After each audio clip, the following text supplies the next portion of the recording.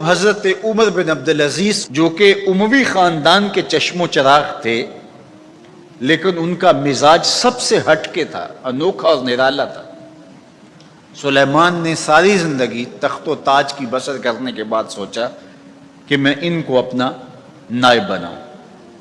تو خیر، جب ان کا انتقال ہوا تو لوگ دمشق کی جامع مسجد میں جمع ہوئے اور وصیت نامہ پڑھا گیا۔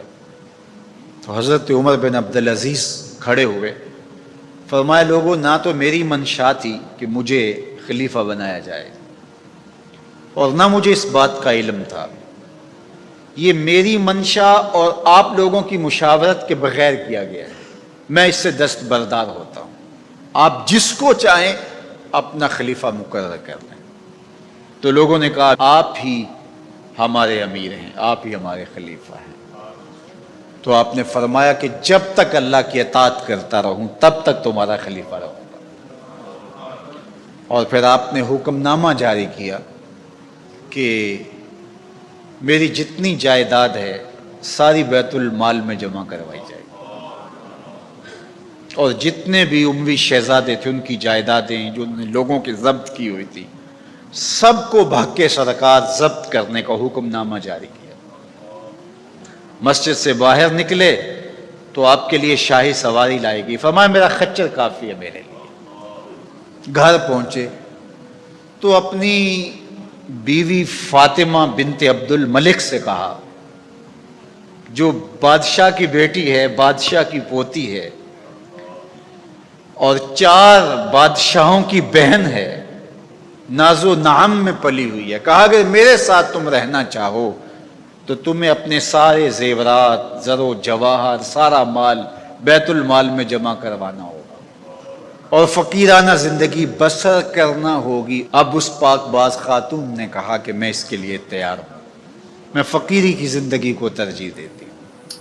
اب حضرت عمر رضی اللہ تعالیٰ عنہ نے صرف 2 سال 5 ماہ اور کچھ دن حکومت کی اور 3 بر اعظموں پر سلطنت اسلامیہ پھیلی ہوئی تھی، اور آپ روتے تھے کہ ان لوگوں کا حق بھی میرے اوپر بلا مطالبہ ہے جو دنیا کے کسی بھی خطے کے اوپر اس سلطنت کی حدود میں بستے ہیں۔ عید کا موقع آیا، عیدگاہ میں جب لوگ ایک دوسرے کو مل رہے تھے تو امیر المومنین کے بیٹوں کے کپڑے خستہ تھے، پرانے تھے، پیوند لگے ہوئے تھے۔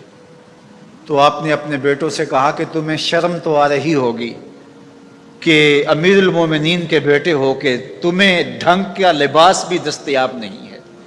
تو آپ کا ایک بیٹا عبد الملک بن عمر بن عبدالعزیز جو آپ کی زندگی میں انتقال کر گیا تھا، اس نے کہا ہمیں اس بات پہ فخر ہے کہ ہمارے باپ نے خیانت نہیں کی ہے، ہمارا باپ دیانتدار ہے۔ جب گھر آتے ہیں تو آپ کی بیٹیاں آپ کو عید مبارک کہتی ہیں، آپ سے ملتی ہیں، لیکن منہ پہ کپڑا دھرا ہوا ہے۔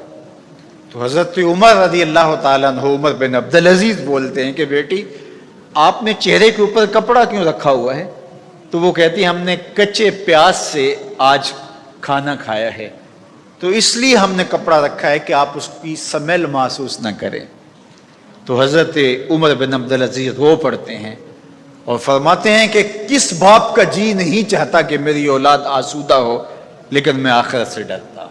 حضرت عمر بن عبدالعزیز رضی اللہ تعالیٰ عنہ کے 2 سال 5 ماہ اور چند دنوں کے اندر ایسا عدل پھیلتا ہے کہ لوگ کہتے ہیں ہمیں لگتا تھا آسمان اور زمین کے درمیان ترازو گاڑ دیا گیا ہے، ہر شے پوری تولی جا رہی ہے، اور اتنی خوشحالی آتی ہے، اتنی خوشحالی آتی ہے، لوگ زکوٰۃ کے پیسے لے کے نکلتے ہیں، کوئی زکوٰۃ لینے والا نہیں ملتا۔ ایک علاقے کے لوگ حضرت عمر بن عبدالعزیز کو خط لکھتے ہیں کہ حضرت زکوٰۃ کا کیا کریں؟ فرمایا غریبوں کو دے۔ کہا کوئی غریب رہا ہی نہیں، تو کہا کہ اچھا آپ اس طرح کریں کہ جن کی شادیاں نہیں ہوئی ان کا مہر ادا کر کے شادیاں کروا دے۔ تو وہ جواب میں لکھتا ہے یہ بھی ہو چکا۔ تو کہا لوگوں کو قرضہ دے دیں، کہا کسی کو قرضے کی ضرورت ہی نہیں ہے۔ تو پھر فرماتے ہیں اچھا غیر مسلموں کو قرضہ دیں تاکہ وہ کھیتی باڑی کر کے زراعت کے کام کو بڑھائیں۔ یہ عمر بن عبدالعزیز کا دور ہے۔ عدل پھیلا، نور پھیلا، روشنی پھیلی. شہزادگی کی زندگی سے ایک دم اپنے آپ کو ایک چھوٹے سے کٹیا کے اندر محدود کر لیا. اللہ اکبر. حضرت عمر بن عبدالعزیز رضی اللہ تعالی عنہ مسلمانوں کے نامور خلیفہ ہے، اور ان کو ان کے عدل، ان کے انصاف، ان کی سادگی اور ان کی زندگی کے اس خوبصورت طرز کی وجہ سے عمر ثانی کہا جاتا ہے.